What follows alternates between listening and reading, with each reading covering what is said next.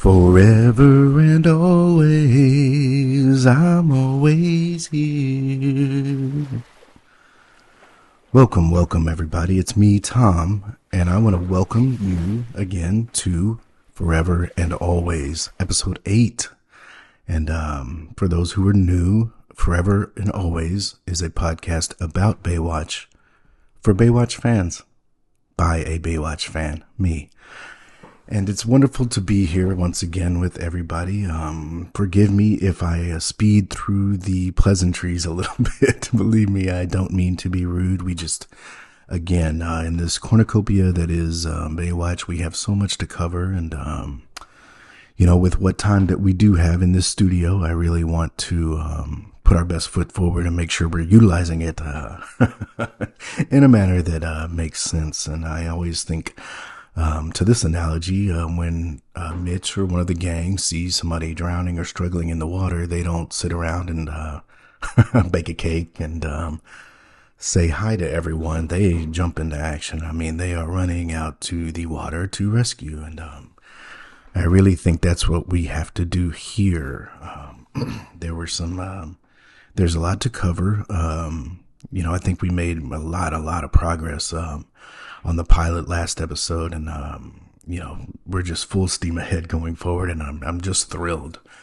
And so on that note, I just want to take care of a few brief things. There's been quite some news again in the world of Baywatch, and in my world as well as you with the anchors.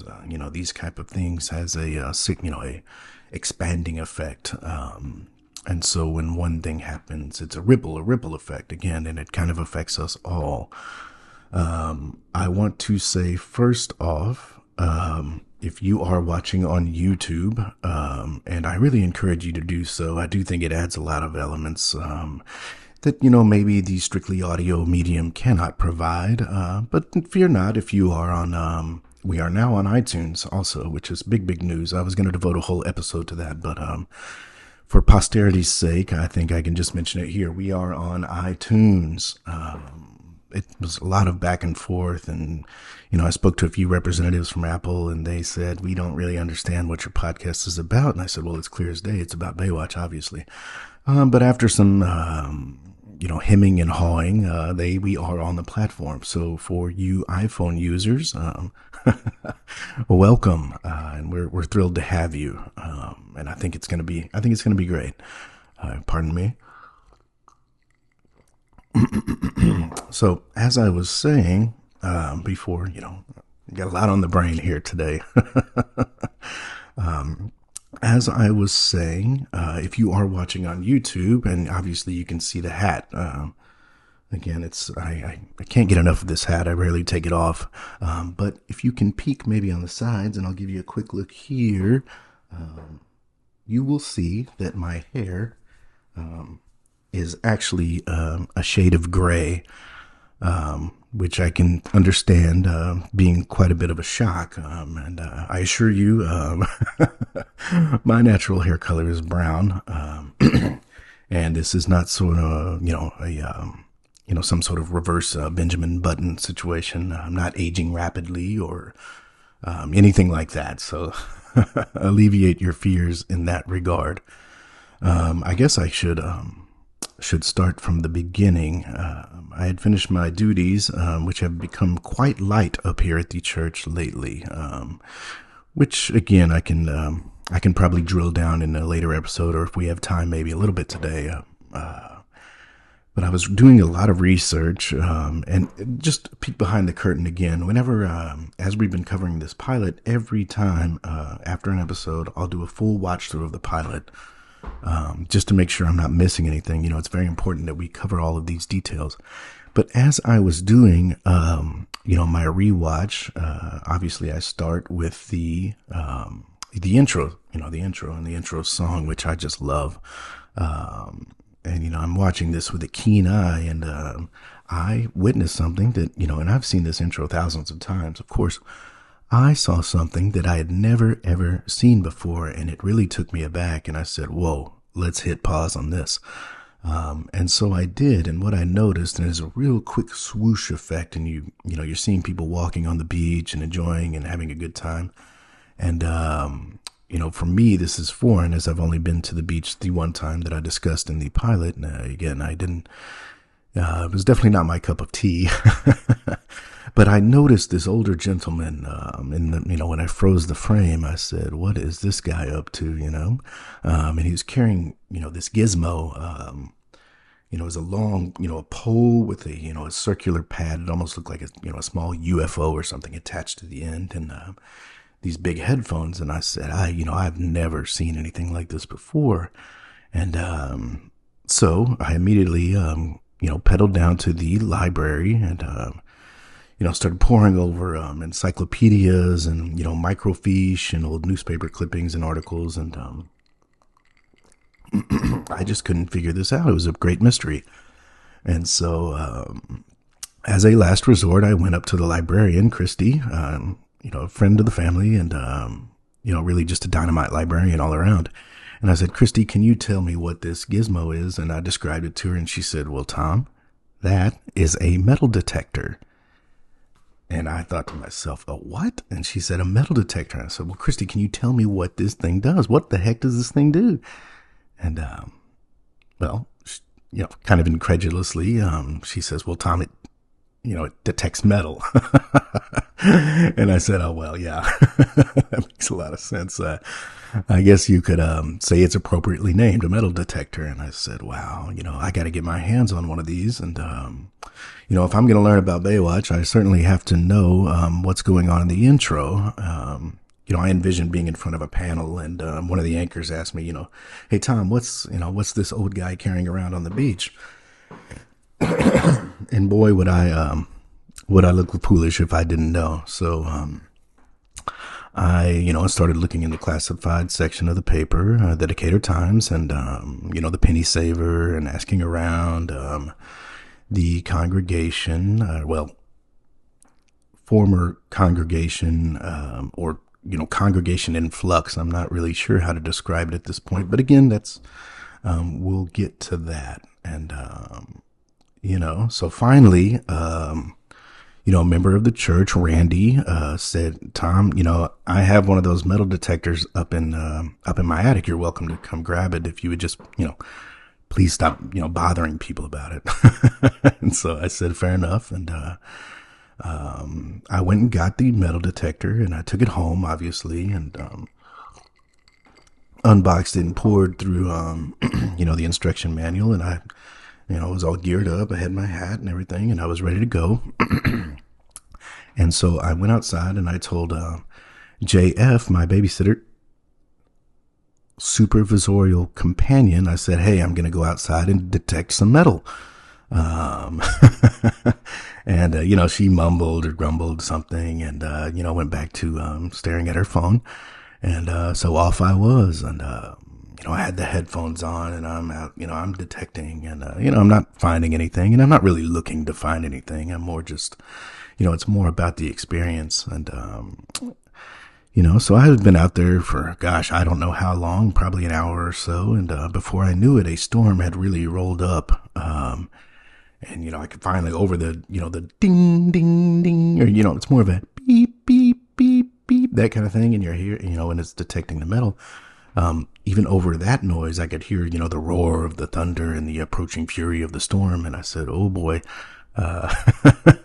we better get inside." And so, I gathered everything up and, went up to the door, and it really started raining at that point. And I was, very worried about the electronics of the metal detector.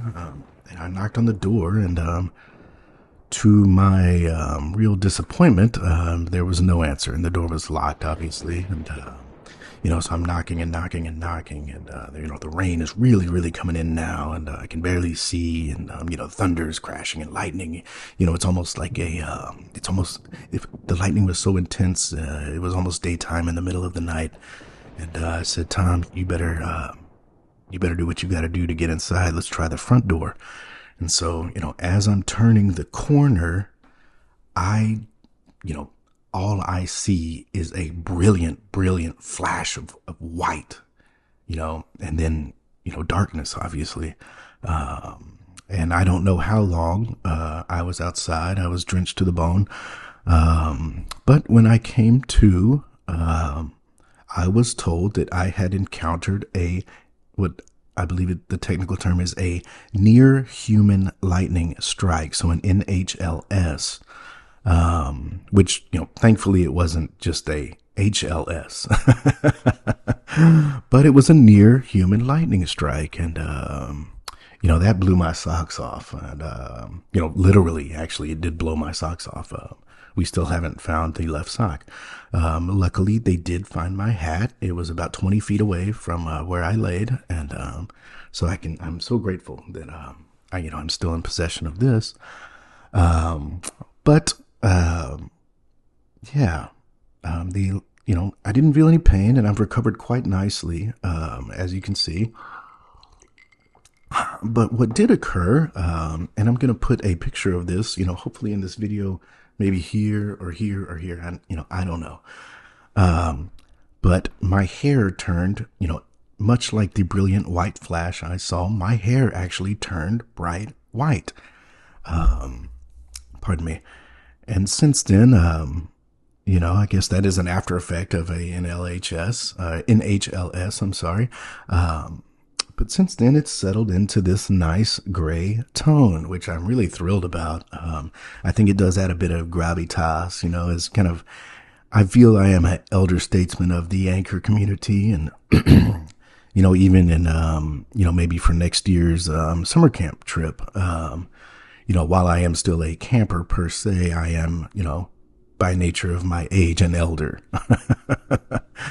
So I think that's actually dynamite, and I really am enjoying the hair. So, when life gives you lightning, you got to make,